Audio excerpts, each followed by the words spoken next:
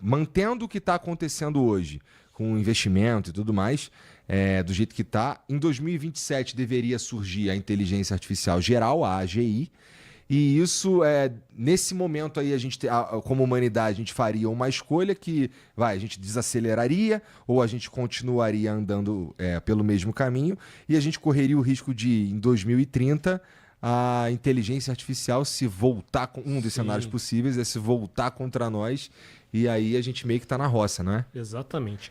Inclusive, eu vou pegar esse gancho, porque aí tem um assunto que é interessante, que é anterior a esse repórter 2027. Por que ele é tão impactante? Porque uma série de pesquisadores, teoricamente os especialistas na área, se juntaram e resolveram Imagina um monte de pesquisador junto, falou, com todo o conhecimento que nós temos, se continuar desta forma, aonde vamos chegar? E aí o que você vê é um relatório catastrófico, o fim do mundo, etc. Fala, se esses caras estão dizendo isso, então fudeu para todo mundo, né? E aí é engraçado, porque até na chamada que vocês fizeram para mim para colocar no Instagram, tem ela colocar especialista programador em IA, não sei o quê. E é engraçado assim, eu não me considero um especialista em IA, né? E aí todo mundo... E se eu não falo que eu sou especialista, aí as pessoas falam, então não precisa ouvir esse cara. Agora, se eu falo que eu sou especialista, não é especialista. Aí sempre tem... Que dilema. O que torna um cara um especialista na área, né? E aí vem... Um pesquisador, por exemplo, imagina que ele fica o dia inteiro só pesquisando daquilo, portanto, ele sabe mais do que muita gente, um monte de coisa que a maioria das pessoas não sabem, portanto, o que ele disser do assunto deve ser verdade. E isso não é verdade. Então, só porque a gente estuda uma coisa com muito afinco, etc., obviamente temos um corpo de conhecimento muito grande, o que possibilita inferir uma série de coisas, mas não nos torna donos da verdade. Então, acho que esse é o principal ponto.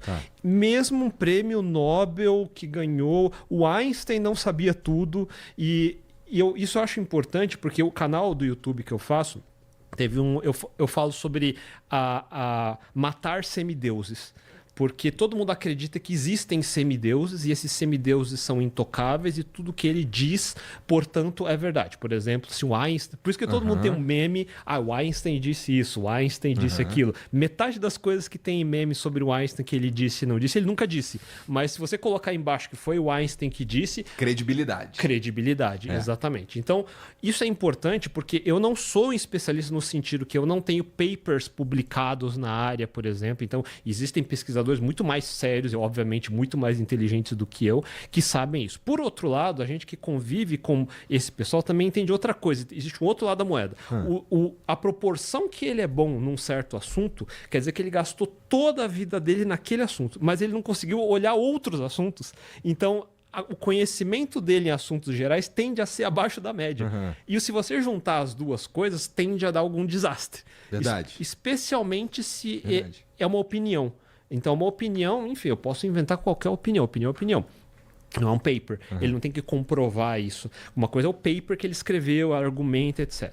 Então, agora, o que é esse repórter de 2027? Ele é um monte de opiniões. Tem uma série de dados empíricos, por exemplo, se GPUs continuarem evoluindo nesta velocidade, se tem uma série de premissas. Então, existem várias premissas. Agora, o paper em si, ele não é um paper acadêmico. Tipo, ele não tem cara de paper acadêmico. Ele é basicamente um conto de ficção. Se você lê o que está escrito ali, ele literalmente conta uma história. Então, ele fala assim, para não chamar de OpenAI ou de Gemini, vamos chamar de Open Brain. Ele é uma história sobre como o Open Brain vai da versão 1 até a versão, acho que 5. Então, como o Open Brain versão 1, ele ajuda a criar o Open Brain versão 2. E aí é tão ficção que se você lê o que está escrito ali, ele começa assim, não, porque aí o exército americano vai se interessar e a Casa Branca vai chamar, mas aí haverá espiões chineses e aí a China também vai querer entrar na corrida. Então, já não é mais um paper técnico. Ele começa a escrever uma história. Então, é como se você pegasse o Tom Clancy ou Michael Crichton, coloca ele, cara, o que você acha de IA? Ele faz o Jurassic Park de IA, por exemplo, entendeu? Caçada ao Outubro Vermelho, uma coisa do tipo. Só que ele é literalmente uma história de ficção sobre essa Open Brain, que quando chegar em 2027 vai estar na Open Brain 5, e com isso acabou tudo. Então, isso é um chute tão longo, mas tão absurdamente longo, que se eu pedisse pro ChatGPT escrever, ele escreveria algo assim mesmo.